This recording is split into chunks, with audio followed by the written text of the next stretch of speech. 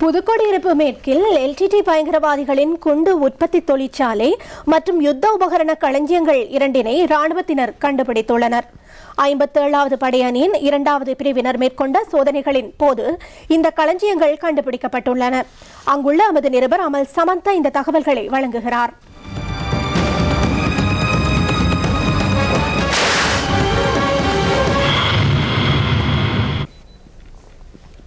Kernel சனரத் பண்டாரவின் தலைமையிலான 572வது படைப்பிரிவுக்குரிய கவச வாகன படையணி சுதந்திரபுரம் பிரதேசத்தில் காட்டில் புலிகளின் முகாம் ஒன்றை சோதனையிட்டனர்.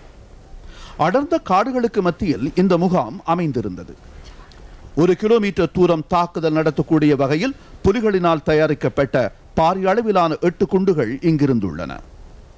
பலதரப்பட்ட 165 கிலோமோர் குண்டுகளும் 120 மில்லிமீட்டர் மோட்டார் குண்டுகள் 252 ஆர்பிஜி குண்டுகளும் இந்த முகாமில் இருந்து மீட்கப்பட்டன. T-56 துப்பாக்கிகளுக்கு பயன்படுத்தப்படும் 115 மேகசின்கள், 11,000 துப்பாக்கி ரவைகள் என்பனவும் இங்கிருந்து மீட்கப்பட்டுள்ளன. குண்டுவெடிப்புக்கு பயன்படுத்தப்படும் 4,000 டெட்டனேட்டர்கள், கைக்குண்டுகள், கன்னிவெடிகள் என்பனவும் மீட்கப்பட்டன.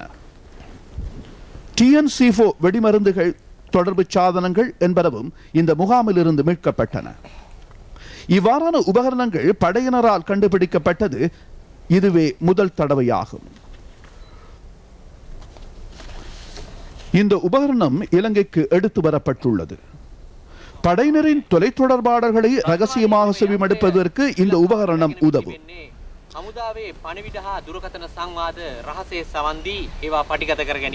சிறிய அளவிலான மல்டிபரல் ஆயுதங்களுக்கு பயன்படுத்தப்படும் 107 மில்லிமீட்டர் ரக ராக்கெட் குண்டுகளும் இங்கிருந்து கண்டுபிடிக்கப்பட்டன. கிழக்கில் தொப்பிகல பிரதேசத்தில் இராணுவத்தினரால் முன்னர் இவ்வாறான ராக்கெட் குண்டுகளும் மீட்கப்பட்டிருந்தன. T-56 மெகசின்களை எடுத்துச் செல்லும் 200 உபகரணங்களும் இங்கிருந்து மீட்கப்பட்டன.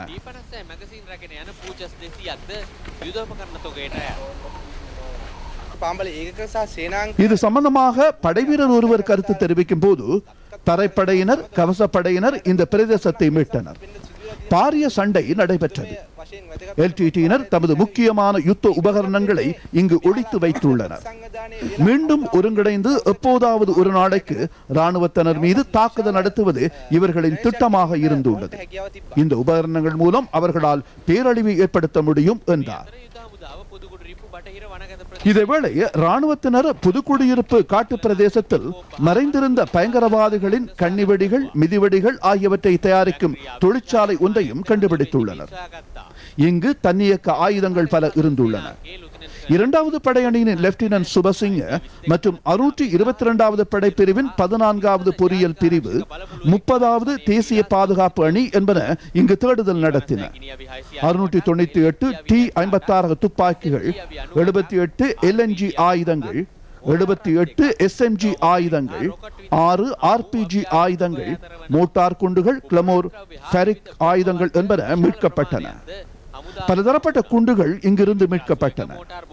81 மில்லிமீட்டர் மோட்டார் குண்டுகள், 325 C4 வெடிமருந்துகள், 55 கிலோகிராம் DNT வெடிமருந்துகள், 190 கிலோகிராம் 509 டெட்டனேட்டர்கள் என்பனவும் இங்கிருந்து மீட்கப்பட்டன.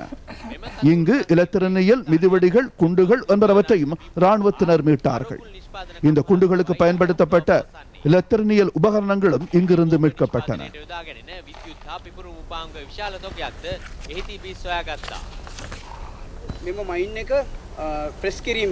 இது சம்பந்தமாக படைவீரர் ஒருவர் தமது கருத்தை தெரிவிக்கும் போது, இந்த மைக்கை எவராவது அழுத்தினால் அது செயற்படும்.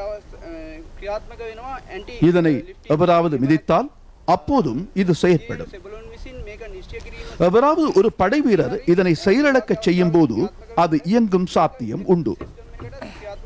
இது இலத்திரனியல் அடிப்படையில் செயற்படுகின்றது. எவராவது ஒரு பொறியியலாளர் இதனை கழற்றி இதன் பின்னால் உள்ள டெட்டனேட்டரை கழற்ற முற்பட்டால் அதில் இருக்கும் ஒரு உபகரணம் செயற்பட்டு இது உடனடியாக வெடிக்கும் என்று தெரிவித்துள்ளார். රූපවාහිනී අමල් සමන්ත පුදුකුඩිරිප්පු බටහිර ප්‍රදේශයේ සිට